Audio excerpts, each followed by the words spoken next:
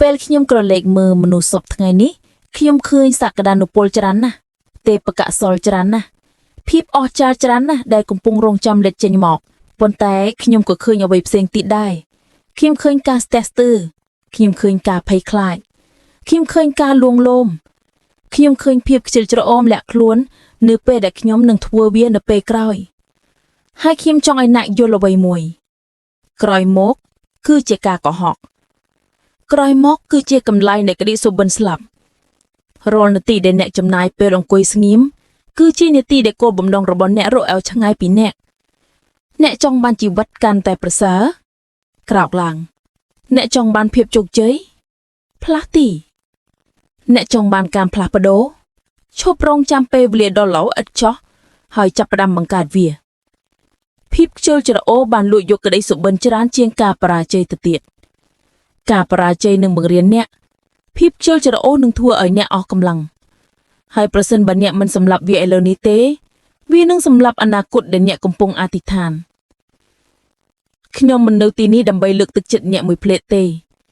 ខ្ញុំនៅទីនេះដើម្បីដាស់អ្នកឡើងដើម្បីរំលឹកអ្នកថាអ្នកត្រូវបានសាងសង់ឡើងសម្រាប់ច្រើនជាងលេសច្រើនជាងការរងចាំច្រើនជាងការខ្ជះខ្ជាយអំណោយរបស់អ្នកព្រះបានប្រទានសមត្ថភាពដល់អ្នកប៉ុន្តែទ្រង់ក៏បានប្រទានការទទួលខុសត្រូវដល់អ្នកផងដែរ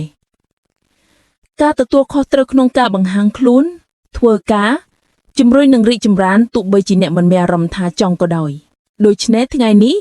ខ្ញុំចង់ឲ្យអ្នកធ្វើការសម្រេចចិត្តមួយដែលជាការសម្រេចចិត្តពិតប្រាកដមិនមែនជាការសន្យាដែលអ្នកភ្លេចនៅព្រឹកស្អែកនោះទេការសម្រេចចិត្តក្រោកឈរឡើងពីលើភាពខ្ជិលច្រអូសការលួងលោមការសង្ស័យរបស់អ្នកហើយបោះជំហានចូលទៅក្នុងកំណែរបស់ខ្លួនឯងដែលអ្នកដឹងថាអ្នកអាចធ្វើបានពីព្រោះជីវិតដែលអ្នកចង់បានកំពុងរងចាំប៉ុន្តែវាមិននឹងរងចាំជារៀងរហូតទេភាពខ្ជិលច្រអូសគឺជាសត្រូវដ៏គ្រោះថ្នាក់បំផុតមួយនៃវត្ថុភាពពីព្រោះវាមិនវាប្រហារខ្លាំងទេវាលួចចូលមកដោយស្ងាត់វាបញ្ចុះបញ្ជាអ្នកឲ្យសម្រាកបន្តិចទៀតពំយាពេលកិច្ចការមួយទៀតជំរុញក្តីសុបិនរបស់អ្នកមួយថ្ងៃទៀតហើយដំបងឡើយវាមានអារម្មណ៍ថាគ្មានគ្រោះថ្នាក់វាមានអារម្មណ៍ថាស្រួលប៉ុន្តែយឺតវាចាប់ដើមលួយសន្ទុះភាពស្រេកឃ្លានរបស់អ្នកនិងទីបំផុសគោលបំណងរបស់អ្នករំលឹកយើងថាហើយខ្ញុំមិនឃើញខ្សែអក្សរដែលឆ្លងកាត់រុនគូតឬការសាក់លបងរបស់គាត់ទេខ្ញុំនឹងនិយាយខ្លាំងជាងពាក្យសម្ដីឬភាពក្លាហានវាមកដល់ការបដិញ្ញាចេតនាអ្នកដែលផ្លាត់ប្ដូរទោះបីជាពួកគេមិនមានអារម្មណ៍ថាត្រៀមខ្លួនរួចរាល់ក៏ដោយភាពខ្ជិលច្រអូសមានឥទ្ធិពលខ្លាំងពីព្រោះវាមានអារម្មណ៍ថាល្អនៅពេលបច្ចុប្បន្នប៉ុន្តែវាបំផ្លាញអ្វីៗគ្រប់យ៉ាងដែលអ្នកសង្ឃឹមទុកនៅរយៈពេលវែងនៅពេលដែលអ្នកអនុញ្ញាតឲ្យភាពខ្ជិលច្រអូសគ្រប់គ្រងអ្នកមិនត្រឹមតែពន្យាពេលសកម្មភាពប៉ុណ្ណោះអ្នកកំពុងពន្យាពេលអនាគតរបស់អ្នករាល់ពេលដែលអ្នកជ្រើសរើសយកការលួងលោមជាងការបដិញ្ញាអ្នកផ្ញើសារទៅកាន់ក្តីសុបិនរបស់អ្នកថាពួកគេអាចរងចាំបានប៉ុន្តែការពិតទៅក្តីសុបិនមិនរងចាំទេឱកាសមិនរងចាំទេពេលវេលាមិនរងចាំទេអ្នកត្រូវរៀនធ្វើសកម្មភាពនៅពេលដែលអ្នកមានអារម្មណ៍តិចជាងគេចង់ធ្វើសកម្មភាពនោះហើយគឺជាភាពខុសគ្នារវាងមនុស្សដែលទទួលបានជោគជ័យនិងមនុស្សដែលជាប់ជន់ជោគជ័យមិនបានបង្កើតឡើងដោយការលើកទឹកចិត្តទេវាបានបង្កើតឡើងដោយចម្លានុភាពខ្ជិលច្រអូសនិងវាយប្រហារលេសប៉ុន្តែគោលបំណងនឹងពន្យាពាក្យលទ្ធផលអ្នកត្រូវជ្រើសរើសសម្លេងណាដែលត្រូវតាមដាននៅពេលដែល Denzel និយាយអំពីការរុញចេញឧបសគ្គគាត់បានច្បាស់ថាភាពអស្ចារ្យមានតម្លៃអ្នកចំណាយលើវិន័យភាពស៊ីសង្ខ្វាំងនឹងការលះបង់ខ្លួនឯងភាពខ្ជិលច្រអូសមិនកំទាមទារអ្វីប៉ុណ្ណោះប៉ុន្តែវាយកអ្វីគ្រប់យ៉ាងពីអ្នកប្រសិនបើអ្នកចង់សម្លាប់ភាពខ្ជិលច្រអូសអ្នកត្រូវយល់ថាវាគឺអ្វីពិតប្រាកដសត្រូវដោយវេសតារបស់អ្នកដែលខ្លែងការជាការលួងលោមហើយពេលដែលអ្នកមានអារម្មណ៍ខ្ជិលច្រអូសគឺពេលនោះហើយដែលអ្នកត្រូវធ្វើសកម្មភាពពេលនោះហើយរក្សាការរីកចម្រើនរបស់អ្នកពេលនោះហើយបង្កើតចរិតរបស់អ្នកពេលនោះហើយដំបែកអ្នកចេញពីកំណែរបស់ខ្លួនឯងដែលតាំងលំនៃនឹងនាំអ្នកឆ្ពោះទៅរកកំណែដែលខ្លាយទៅជាអត់ឃានបង្ក្រាបបានវិន័យគឺជាម៉ាស៊ីនពិតនៅពីក្រោយក្តីសុបិនទាំងអស់ហើយបើមិនមានវាទេក្តីសុបិននៅតែជាអ្វីដែលមិនបានក្រោយពេលដែលអ្នកកំណត់ទេការលើកទឹកចិត្តកើតឡើងនិងបាត់បង់ហើយ Denzel Washington តែងតែរំលឹកយើងថាអ្នកមិនអាចពឹងផ្អែកលើអារម្មណ៍របស់អ្នកដើម្បីបង្កើតជីវិតដែលអ្នកចង់បានទេអារម្មណ៍មិនស៊ីសង្ខ្វាំងទេប៉ុន្តែវិន័យគឺជាការសន្យាដែលអ្នកធូរទៅកាន់ខ្លួនឯងគឺជាការសម្រេចចិត្តបង្ហាញខ្លួនឯងរាល់ថ្ងៃសូម្បីតែថ្ងៃដែលអ្នកមានអារម្មណ៍អស់កម្លាំងអត់មានការលើកទឹកចិត្តឬបាក់ទឹកចិត្តក៏ដោយវិន័យមិនខ្វល់ពីអារម្មណ៍ទេវាខ្វល់ពីការប្រាជ្ញា វាគឺជាស្ពានរវាងអ្នកជានរណានិងអ្វីដែលអ្នកចង់ក្លាយជានៅពេលដែលអ្នករៀនគ្រប់គ្រងសកម្មភាពរបស់អ្នកជំនួសឲ្យការអនុញ្ញាតឲ្យអារម្មណ៍របស់អ្នកគ្រប់គ្រងអ្នកនឹងបោះជំហានចូលទៅក្នុងកម្រិតនៃអំណាចដែលភាពខ្ជិលមិនអាចបំបែកបានវិន័យក៏ជាទម្រង់នៃការគោរពផងដែរការគោរពចំពោះអនាគតរបស់អ្នកសក្តានុពលរបស់អ្នកនិងពរជ័យដែលអ្នកកំពុងសុំមនុស្សជាច្រើនអធិស្ឋានសុំភាពជោគជ័យប៉ុន្តែមានមនុស្សតិចណាស់ដែលមានវិន័យគ្រប់គ្រាន់ដើម្បីត្រៀមខ្លួនសម្រាប់វាបើគ្មានវិន័យទេឱកាសនឹងរសាត់បាត់ទៅទម្លាប់ចុះខ្សោយហើយគោលដៅរលាយទៅជាលេសប៉ុន្តែជាមួយនឹងវិន័យសូម្បីតែសកម្មភាពប្រចាំថ្ងៃតូចៗក៏ចាប់ផ្ដើមបង្កើនសន្ទុះអ្នកចាប់ផ្ដើមសម្រេចបាននៅអ្វីដែលអ្នកធ្លាប់គិតថាពិបាកពេកអ្នកចាប់ផ្ដើមជឿជាក់លើខ្លួនឯងកាន់តែច្រើនអ្នកពង្រឹងទំនុកចិត្តរបស់អ្នកពីព្រោះអ្នករក្សាការសន្យាដែលអ្នកធ្វើចំពោះខ្លួនឯងសាររបស់ Denzel Washington គឺច្បាស់លាស់ភាពជោគជ័យមិនមែននិយាយអំពីការលោតផ្លត់ដ៏ធំភ្លាមៗនោះទេវានិយាយអំពីជំហានជាប់លាប់ដែលធ្វើឡើងជារៀងរាល់ថ្ងៃវិន័យប្រែក្លាយការខិតខំប្រឹងប្រែងទៅជាវឌ្ឍនភាពនិងវឌ្ឍនភាពទៅជាលទ្ធផលនៅពេលដែលអ្នកផ្ដល់អត្ថប្រយោជន៍ដល់វិន័យភាពខ្ជិលបាត់បង់ការគ្រប់គ្រងលើជីវិតរបស់អ្នកលែងរងចាំពេលវេលាដ៏ល្អប្រសើរទៀតហើយព្រោះអ្នកយល់ថាវឌ្ឍនភាពត្រូវបានបង្កើតឡើងរកមិនឃើញទេមនុស្សដែលមានវិន័យមិនត្រូវការបំផុសគំនិតទេពួកគេបង្កើតខ្លួនឯងតាមរយៈសកម្មភាពម្ដងហើយម្ដងទៀតហើយជាមួយនឹងថ្ងៃដែលមានវិន័យជារៀងរាល់ថ្ងៃអ្នកកាន់តែខិតជិតទៅនឹងកំណែរបស់ខ្លួនឯងដែលមិនត្រឹមតែស្រមៃប៉ុណ្ណឹងទេប៉ុន្តែថែមទាំងសម្រេចបាននូវសមិទ្ធផលទៀតផង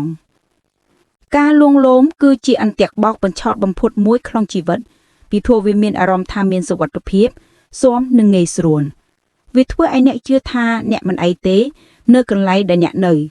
សូម្បីតែពេលដែលអ្នកដឹងថាអ្នកត្រូវបានគេចង់បានច្រើនជាងនេះក៏ដោយ Denzel Washington ជារឿយៗសង្កត់ធ្ងន់ថាការលួងលោមបំផ្លាញសក្តានុពលយូរមុនពេលការបរាជ័យមានឱកាសបង្រៀនអ្នកអ្វីមួយការបរាជ័យយ៉ាងហោចជំរុញអ្នកឲ្យរីកចម្រើនសម្របតួនិងកែលម្អប៉ុន្តែការលួងលោមធ្វើឲ្យអ្នកនៅស្ងៀមធ្វើឲ្យអ្នកធ្វើម្ដងទៀតនៅទម្លាប់ដដែលរស់នៅថ្ងៃដដែលនិងរំពឹងថាមានអនាគតខុសគ្នាភាពខៀវច្រអូសរីកចម្រើនខ្លាំងបំផុតនៅក្នុងភាពសុខស្រួលពីព្រោះការលួងលោមលុបបំបាត់ភាពបន្ទាន់នៅពេលដែលអ្វីៗគ្រប់យ៉ាងមានអារម្មណ៍ថាងាយស្រួលអ្នកឈប់ជំរុញខ្លួនឯងហើយនៅពេលដែលអ្នកឈប់ជំរុញវឌ្ឍនភាពរបស់អ្នករលត់បន្តិចម្ដងបញ្ហាជាមួយនឹងការលួងលោមគឺថាវាមិនបង្ហាញពីខូចខាតរបស់វាភ្លាមនោះទេវាស៊ីបំផ្លាញមហិច្ឆតារបស់អ្នកដោយស្ងាត់វាធ្វើឲ្យអ្នកជៀសវាងហានិភ័យជៀសវាងបញ្ហាប្រឈម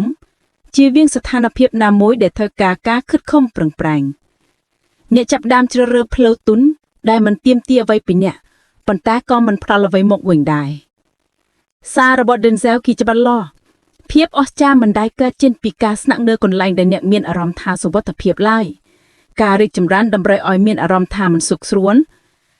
ភាពជោគជ័យទាមទារសម្ពាធកំណែដ៏ល្អបំផុតរបស់អ្នកអាចបង្ហាញខ្លួនលុះត្រាតែអ្នកដើរចូលទៅក្នុងស្ថានភាពដែលលាតញឹកហួសឌឹមដានការលួងលោមបញ្ជូរចិត្តអ្នកថាអ្នកកំពុងការពារខ្លួនឯងប៉ុន្តែតាមពិតនោះអ្នកកំពុងកំណត់ខ្លួនឯងដើម្បីសម្លាប់ភាពជ្រិលច្រអូសអ្នកត្រូវរៀនដើរចេញពីការលួងលោមដែលកាន់អ្នកជាប់ច្របាក់អ្នកត្រូវជ្រើសរើសភាគៈដែលប្រឈមអ្នកទម្លាប់ដែលពង្រឹងអ្នក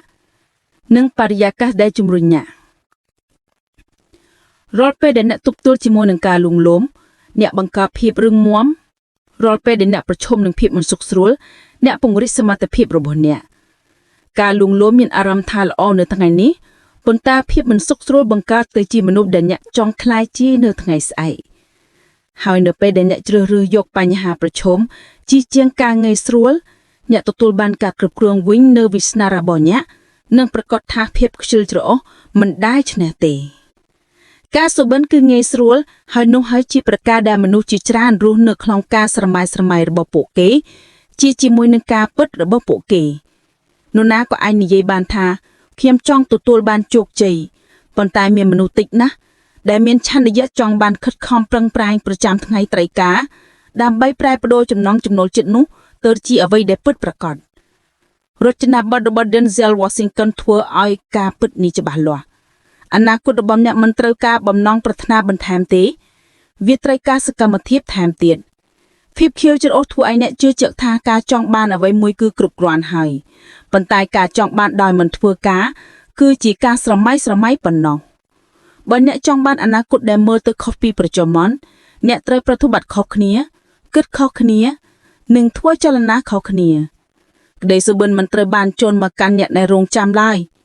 ពួកគេមករកអ្នកដែលធ្វើការនៅពេលដែលអ្នកដតីកំពុងដេកអនុវត្តនៅពេលដែលអ្នកដតីកំពុងសម្រាកនិងជឿនៅពេលដែលអ្នកដតីកំពុងសង្ស័យមនុស្សដែលទទួលបានជោគជ័យមិនតែងតែមានទេពកោសល្យបំផុតនោះទេពួកគេគឺជាអ្នកដែលបន្តបង្ហាញខ្លួនយូរបន្តពីភាពរំភើបប្រស័ព្ទបាត់ទើពួកគេយល់ថាវឌ្ឍនភាពកើតចេញពីការខិតខំប្រឹងប្រែងមិនមែនការស្រមៃទេ Denzel តែងតែនិយាយអំពីការលះបង់ហើយសុន្ទរកថាសំខាន់នេះឆ្លុះបញ្ចាំងពីការពិតនោះអ្នកត្រូវតែលះបង់អ្វីមួយប្រសិនបើអ្នកចង់ទទួលបានអ្វីដែលធំជាងនោះអាចជាការលួងលោមពេលវេលាការកំសាន្តឬទម្លាប់ចាស់ៗដែលលែងបម្រើអ្នកទៀតហើយភាពខ្ជិលព្យាយាមបញ្ចុះបញ្ចូលអ្នកថាអ្នកអាចរក្សាអ្វីគ្រប់គ្នានឹងនៅតែសម្រេចបាននូវភាពអស្ចារ្យប៉ុន្តែវឌ្ឍនភាពពិតប្រាកដទាមទារការសម្របសម្រួលភាពជោគជ័យនឹងត្រូវការផ្នែកខ្លះនៃអ្នកដែលភាពខ្ជិលមិនព្រមចុះចាញ់នៅពេលដែលអ្នកនិយាយថាអ្នកជឿលើអនាគតកាន់តែប្រសើរជំនឿនោះត្រូវតែមានការគ្រប់គ្រងដោយចលនាអ្នកមិនអាចអង្គុយស្ងៀមហើយរំពឹងថាពរជ័យនឹងលាតត្រដាងបាននោះទេពរជ័យនីមួយៗទាមទារការទទួលខុសត្រូវហើយការទទួលខុសត្រូវទាមទារការខិតខំប្រឹងប្រែងនៅពេលដែលអ្នករើជើងរបស់អ្នកបង្ហាញពេលថាអ្នកត្រៀមខ្លួនរួចរាល់សម្រាប់អ្វីដែលអ្នកកំពុងសុំមនុស្សជាច្រើនគិតថាជំនឿមានន័យថាអ្វីនឹងធ្លាក់ចូលទៅកន្លែងដែលខ្លួនឯងប៉ុន្តែជំនឿពិតប្រាកដត្រូវបានបង្ហាញនៅពេលដែលអ្នកជំរុញទៅមុខទោះបីជាគ្មានអ្វីមើលទៅប្រាកដក៏ដោយភាពខ្ជិលលួចយកកម្លាំងនេះដោយធ្វើឲ្យអ្នកមានសុខភាពខ្លួនក្នុងការមិនធ្វើអ្វីទាំងអស់វាដល់ឲ្យអ្នកនៅការបំផ្លាំងថាការរងចាំគឺជារឿងខាងវិញ្ញាណនៅពេលដែលខ្លះទេការរងចាំគ្រាន់តែជាលេសនោះហើយជំនឿមិនមែនអបលនុបជំនឿគឺជាសកម្មភាពវាគឺជាការភ្ញាក់ពីព្រលឹមដើម្បីបន្តគោលដៅរបស់អ្នកការផ្ដោតអារម្មណ៍នៅពេលដែលពិភពលោករំខានអ្នកនិងការជ្រើសរើសវិន័យសូម្បីតែពេលដែលអ្នកមានអារម្មណ៍ធ្លាក់ទឹកចិត្តក៏ដោយជំនឿគឺជាការជឿជាក់ថាការខិតខំប្រឹងប្រែងរបស់អ្នកនឹងទទួលបានផលទោះបីជាអ្នកមិនឃើញលទ្ធផលភ្លាមក៏ដោយសាររបស់ Denzel គូបញ្ចាំងថាការខិតខំប្រឹងប្រែងគឺជាផ្នែកមួយនៃការទទួលខុសត្រូវខាងវិញ្ញាណរបស់អ្នកអធិដ្ឋានសូមការជោគជ័យប៉ុន្តែអ្នកក៏ត្រូវតែត្រៀមខ្លួនផងដែរអ្នកសូមឱកាសប៉ុន្តែអ្នកត្រូវតែមានឆន្ទៈនៃការបោះជំហានចូលទៅក្នុងនោះអ្នកចង់មានជីវិតកាន់តែប្រសើរប៉ុន្តែអ្នកត្រូវតែចាត់វិធានការដែលនាំទៅជីវិតនោះភាពខ្ជិលច្រអួលរាងរងពរជ័យពីព្រោះវារៀងរាល់តាស់អ្នកមិនអោយធ្វើតួនាទីរបស់អ្នកនៅពេលដែលអ្នកខ្សំជំនឿជាមួយនឹងការគិតខំប្រឹងប្រែងមិនអនុបត្តិអ្នកคล้ายទៅជាមនុស្សមិនអាចបញ្ឈប់បាននោះទេអ្នកប្រែជំនឿទៅជាសកម្មភាពទៅជាវឌ្ឍនភាពនិងវឌ្ឍនភាពទៅកាន់អនាគតដែលអ្នកត្រូវបានសន្មត់តែរស់នៅជោគជ័យមិនមែនជាលទ្ធផលនៃពេលវេលាមួយមហាស្ចារ្យនោះទេវាជាលទ្ធផលនៃការសម្រេចចិត្តតូចៗរាប់មិនអស់ដែលធ្វើឡើងជារៀងរាល់ថ្ងៃយូរបន្ទាប់ពីភាពរំភើបប្រស័ព្ទបាត់ទៅ Denzel Washington តែងតែសង្កត់ធ្ងន់ថាការបង្ហាញខ្លួនចប់ជាលំមានសារៈសំខាន់ជាងការបង្ហាញខ្លួនឲ្យបរិភិតភាពខ្ជិលច្រអួលរងចាំការលើកទឹកចិត្តប៉ុន្តែភាពស៊ីសងគ្នាបង្កើនសំណុងរយៈទោះបីជាការលើកទឹកចិត្តបាត់បង់ក៏ដោយរៀងរាល់ថ្ងៃដែលអ្នកមានអារម្មណ៍ថាអស់ស្ទាត់មិនមានការលើកទឹកចិត្តនិងមិនប្រាកដអ្នកបង្កើតអផ្នែកមួយនៃខ្លួនឯងដែលភាពខ្ជិលច្រអួលមិនអាចគ្រប់គ្រងបាននោះទេជោគជ័យគឺរបស់អ្នកដែលមិនព្រមចោះចាញ់អ្នកដែលបន្តឆ្ពោះមុខទី1មិនមុខមួយទី1គេទេទោះបីជាជំហានមានអារម្មណ៍ថាតូចក៏ដោយ សូម្បីតែពេលដែលវឌ្ឍនាភាពមានអារម្មណ៍ថាเหมือนមិនឃើញក៏ដោយគ្រាទាំងនោះប្រមូលផ្ដុំទៅជាអ្វីដែលមានឥទ្ធិពលភាពស៊ីសង្វាក់គ្នាផ្លាស់ប្ដូរទម្លាប់ផ្នត់គំនិតនិងអត្តសញ្ញាណរបស់អ្នកនៅពេលដែលអ្នកជ្រើសរើសវិន័យម្ដងហើយម្ដងទៀតជាជាងភាពខ្ជិលច្អូខួរក្បាលរបស់អ្នករៀនរំពឹងពីការខិតខំប្រឹងប្រែងជំនួសឲ្យលេសអ្នកឈប់ចរចាជាមួយខ្លួនឯងអ្នកឈប់ឆ្លោះប្រកែកជាមួយគោលដៅរបស់អ្នកគ្រាន់តែធ្វើសកម្មភាពហើយយូរទៅមនុស្សដែលធ្វើតស៊ូដើម្បីចាប់ផ្ដើមក្លាយជាមនុស្សដែលមិនអាចស្រមៃថាឈប់បានសាររបស់ Denzel គូបញ្ជាក់ថាភាពអស្ចារ្យមិនមែនបង្កើតឡើងនៅលើអាំងតុងស៊ីតេនោះទេវាតែបានបង្កើតឡើងនៅលើការធ្វើម្ដងទៀតនរណាម្នាក់អាចធ្វើការយ៉ាងលំបាកមួយថ្ងៃប៉ុន្តែមានមនុស្សចំនួនតូចប៉ុណ្ណោះដែលអាចធ្វើការជាប់លាប់រយៈពេលជាច្រើនខែឬច្រើនឆ្នាំ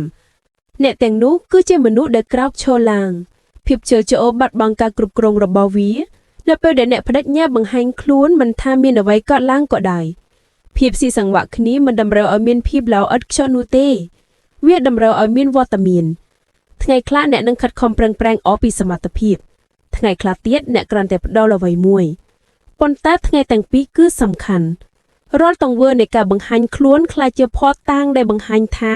អ្នកមានភាពម៉ឺងម៉ាត់ចំពោះអនាគតរបស់អ្នកហើយនៅពេលដែលអ្នកបង្កើតចង្វាក់នោះជីវិតចាប់ផ្ដើមឆ្លើយតបឱកាសស្វែងរកអ្នកកម្លាំងលូតលាស់នៅក្នុងអ្នកទំនុកចិត្តខ្លាយជាធម្មជាតិអ្នកដែលបង្ហាញខ្លួនជារៀងរាល់ថ្ងៃខ្លាយជាមនុស្សដែលមិនអាចបញ្ឈប់បានពីព្រោះពួកគេបានស្ទាត់ជំនាញលើរឿងមួយដែលមនុស្សខ្ជិលខ្លាចបំផុតការតស៊ូនៅទីបញ្ចប់ជីវិតរបស់អ្នកនឹងមិនត្រូវបានកំណត់ដោយអ្វីដែលអ្នកប្រាថ្នាសង្ឃឹមឬនិយាយអំពីនោះទេវានឹងត្រូវបានកំណត់ដោយអ្វីដែលអ្នកក្រោកឡើងហើយបានធ្វើភាពខ្ជិលច្អូអាចមានអារម្មណ៍ថាស្រួលនៅពេលនោះប៉ុន្តែវានឹងធ្វើឲ្យអ្នកខាត់បងអនាគតដែលអ្នកកំពុងស្រមៃចង់បានអ្នកមិនត្រូវបានដាក់នៅលើផែនដីនេះដើម្បីរស់នៅតូចដើម្បីតាំងលំនៅដើម្បីអង្គុយលើសក្តានុពលរបស់អ្នកនោះទេអ្នកត្រូវបានសាងសង់ឡើងដើម្បីក្រោកឡើងដើម្បីរីកចម្រើនដើម្បីប្រយុទ្ធដើម្បីវិវត្តហើយរាល់ជំហានដែលអ្នកដកខ្លួនចេញពីភាពខ្ជិលគឺជាជំហានមួយឆ្ពោះទៅរកមនុស្សដែលអ្នកត្រូវបានបង្កើតឡើងដើម្បីក្លាយជាជប់អនុញ្ញាតឲ្យលេខកំណត់វាសនារបស់អ្នកជប់អនុញ្ញាតឲ្យការលួងលោមគ្រប់គ្រងជំរិតរបស់អ្នកមានភាពអស្ចារ្យនៅក្នុងអ្នកប៉ុន្តែភាពអស្ចារ្យបង្ហាញខ្លួនឯងតាមរយៈសកម្មភាពប៉ុណ្ណោះពិភពលោកនឹងមិនចាំអ្វីដែលអ្នកបាននិយាយថាអ្នកនឹងធ្វើនោះទេពួកគេនឹងចងចាំអ្វីដែលអ្នកពិតជាបានធ្វើដូច្នេះចូលធ្វើឲ្យថ្ងៃនេះជាពេលដែលអ្នកគូបន្ទាត់នៅលើខ្សែចូលធ្វើឲ្យថ្ងៃនេះជាពេលដែលខ្ជិលបាត់បង់អំណាចរបស់វាចូលធ្វើឲ្យថ្ងៃនេះជាពេលដែលអ្នកជ្រើសរើសវិន័យការខិតខំប្រឹងប្រែងនិងការបដិញ្ញាលុលេសទាំងអូដែលរារាំងអ្នកអនាគតរបស់អ្នកកំពុងរងចាំអ្នកប៉ុន្តែវាមិនរងចាំជារៀងរាល់ថ្ងៃចូលក្រោកឈរឡើងឆ្ពោះមុខបង្ហាញព្រះបង្ហាញពិភពលោកហើយបង្ហាញខ្លួនឯងថាអ្នករួចហើយសម្រាប់ភាពខ្ជិលច្អូររបស់អ្នក